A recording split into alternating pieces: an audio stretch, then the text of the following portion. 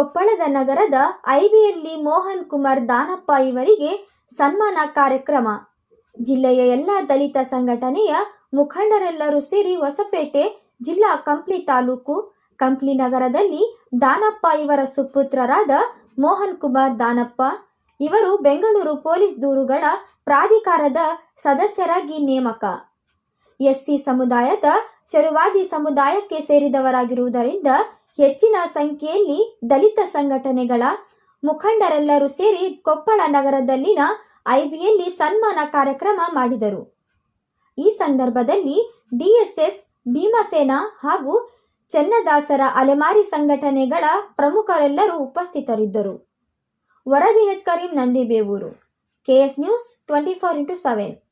ಗ್ರಹಚಾರ ದೋಷ, ಆರ್ಥಿಕ ಅಡಚಣೆ, ವ್ಯಾಪಾರದಲ್ಲಿ ನಷ್ಟ, ನಿರುದ್ಯೋಗ, ಸಾಂಸಾರಿಕ ವಿರಸ, ಸ್ತ್ರೀ ಪ್ರೇಮ, ವಶೀಕರಣ, ಬೆಂಬಿಡದ ರೋಗ ರುಜಿನಗಳು, ವಿದೇಶ ಪ್ರಯಾಣ, ಸಕಲ ಸಂಪತ್ತಿದ್ದರೂ ಮನಃಶಾಂತಿಗೆ ಕೊರತೆ, ಹೀಗೆ ಸಮಸ್ಯೆಗಳು ಯಾವುದೇ ಇರಲಿ ಪರಿಹಾರ